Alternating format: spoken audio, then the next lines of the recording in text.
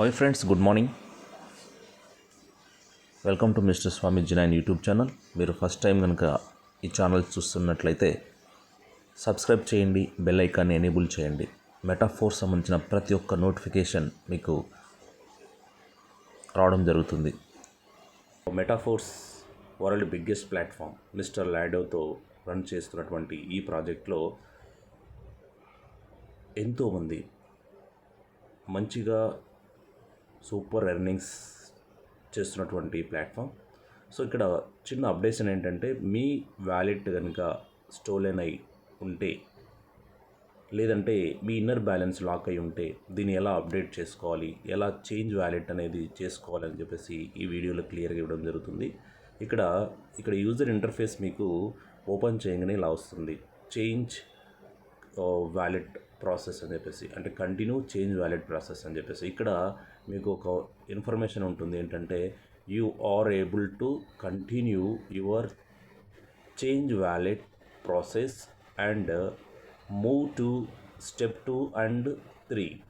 Keep in mind that you need to complete KYC verification for it. So మీరు KYC verification కూడా చేసేది ఉంటుంది ఇక్కడ.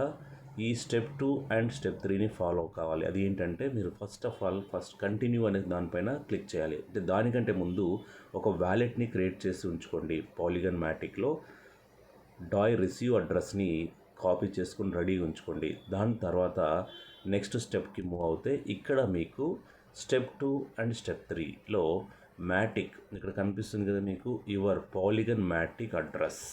ఇక్కడ కింద మీరు ఎంటర్ వ్యాలెట్ అడ్రస్ అని దగ్గర కొత్త అడ్రస్ని అయితే మీరు డాయ్ రిసీవ్ అడ్రస్ని అక్కడ పేస్ట్ చేయాల్సి ఉంది. ఇక్కడ ఎందుకంటే, మీరు కొత్త డాయ్ అడ్రస్ ఏదైతే ఉంటుందో ఇక మీదట వచ్చే డాయిస్ అన్నీ కూడా విత్డ్రా అయ్యేటప్పుడు, అంటే మీకు ఇన్నర్ బ్యాలెన్స్లో ఉన్నవి వచ్చేటప్పుడు ఆటోమేటిక్గా రిసీవ్ అయ్యేటప్పుడు కానీ మీకు అక్కడ క్రెడిట్ అవుతాయి, కొత్త వాటికి క్రెడిట్ అవుతాయి. సో ఇక్కడ మీరు అందుకే కొత్తది క్లియర్గా జాగ్రత్తగా ఆ కీవర్డ్స్ని ఎంటర్ చేసుకొని మీరు ఒక నోట్లో రాసుకొని వాటిని మాత్రమే మీరు ప్రొవైడ్ చేయండి. నెక్స్ట్ వచ్చేసి ఆ ప్రాసెస్ తర్వాత మీకు కన్ఫర్మ్ వెరిఫికేషన్ అని వస్తుంది. ఇది కొద్దిగా వెయిట్ చేస్తే ఈ ప్రాసెస్ కంప్లీట్ అయిపోతుంది ఈ ఇంటర్ఫేస్లో. నెక్స్ట్ వచ్చేసి మీ ఇన్నర్ బ్యాలెన్స్ ఒకవేళ లాక్ అయి ఉన్నా అది ఓపెన్ అవుతుంది. తర్వాత న్యూ వ్యాలెట్ అనేది కూడా ఓపెన్ అవుతుంది. ఈ వెరిఫికేషన్ ప్రాసెస్ కూడా కంప్లీట్ అవుతుంది. ఈ కంప్లీట్ అయిన తర్వాత మీరు కేవైసీ కూడా కంప్లీట్ చేయాల్సి ఉంటుంది. ఇక్కడ మీరు డ్రైవింగ్ లైసెన్స్ కానీ, పాస్పోర్ట్ కానీ, ఆధార్ కానీ, గవర్నమెంట్ లైసెన్స్ ఏదైనా సరే మీరు అక్కడ ప్రొవైడ్ చేయాల్సి ఉంటుంది. Okay friends, thank you for watching. మీరు నా వీడియో ఫస్ట్ టైం కనుక చూసినట్లయితే లైక్ చేయండి, షేర్ చేయండి, కామెంట్ చేయండి. Thank you.